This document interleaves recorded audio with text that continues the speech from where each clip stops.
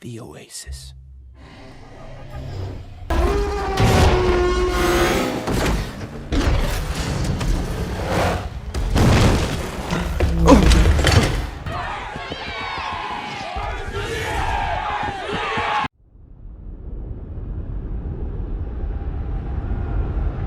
Hi guys, it's Jenna.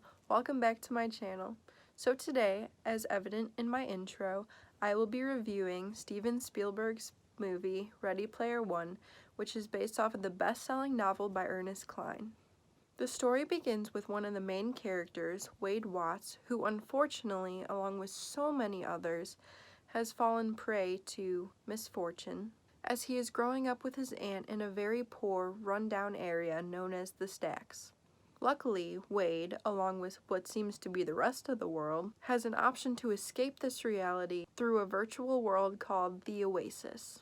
In this world, people can literally be anyone they want to.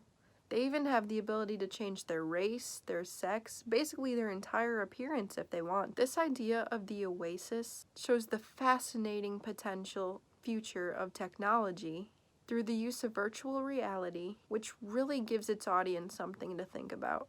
There are endless options to exaggerate your physical appearance. You can have huge eyes to look unrealistically adorable, or give yourself massive muscles to look as big as or even bigger than people like Arnold Schwarzenegger.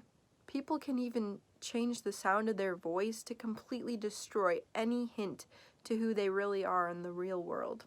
Wade disguises himself as Z, or Parzival, who appears to be much more outgoing than Wade really is himself. As the original creator, James Halliday, has recently passed, a massive competition is being held worldwide to find 3 keys leading to a golden egg in return for complete ownership of the virtual world. Personally, I'm not too sure if I would even want to attempt to achieve something like that, as it seems like a huge amount of responsibility. Nevertheless, that doesn't stop Wade, his friends, and just about every other player in the Oasis from giving it their all. There is a really interesting concept to this challenge included here. The clues to finding each key is actually hidden in Halliday's favorite books, movies, music, and even memories. Clearly, it would take a real superfan to find these keys. Throughout the challenge, there is a constant task of facing and trying to overcome the monster of the story, known as Sorrento, who is the head of IOI, the largest internet service provider. Along with Sorrento is his army of Sixers, who get their name because of the fact that they don't go by their names but their ID numbers, each starting with the number 6. The players are fighting for the quest to receive materialistic winnings, but it eventually becomes evident that along the way they find out a lot about themselves and grow both individually and together as a community. The movie follows a love story between Z and his lady friend Artemis, which actually transfers to the people in real life, known as both Wade and Samantha. Now, had this love story just occurred in real life between 2 people, it would definitely seem a little bit rushed. However, Spielberg made a good decision to include this in the movie, as it portrays what often happens amongst people seeking for relationships over the internet, and shows how technology can really speed things up quite a bit. A beautiful message is also portrayed here, inferring that love isn't always based upon appearance, but can actually blossom with simply a strong emotional connection before even seeing what each other looks like.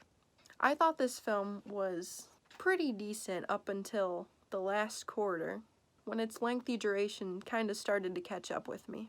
There was also quite a lot of references involving 80s nostalgia through music, objects, and even characters. Though these references were comical at times, they eventually became a bit too much for my liking. I personally don't believe someone would enjoy themselves as much when viewing this film if they had no idea what some scenes were referring to. In particular, there's a pretty long scene referring to Stanley Kubrick's The Shining.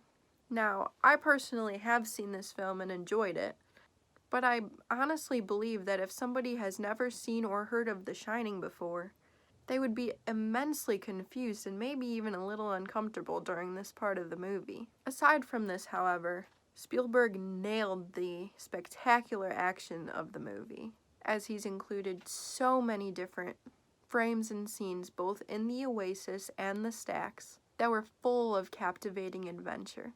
If you consider yourself a gaming fanatic and love action movies including references with 80s nostalgia in them, this is definitely the movie for you, and I recommend you go see it in the near future. My overall rating of the film is an 8 out of 10, as it contained quite a few unnecessary aspects, yet some beautifully executed action scenes, and a really interesting storyline. Thank you so much again for watching, guys. Remember to click the red subscribe button below if you'd like to see more content, and I'll see you soon!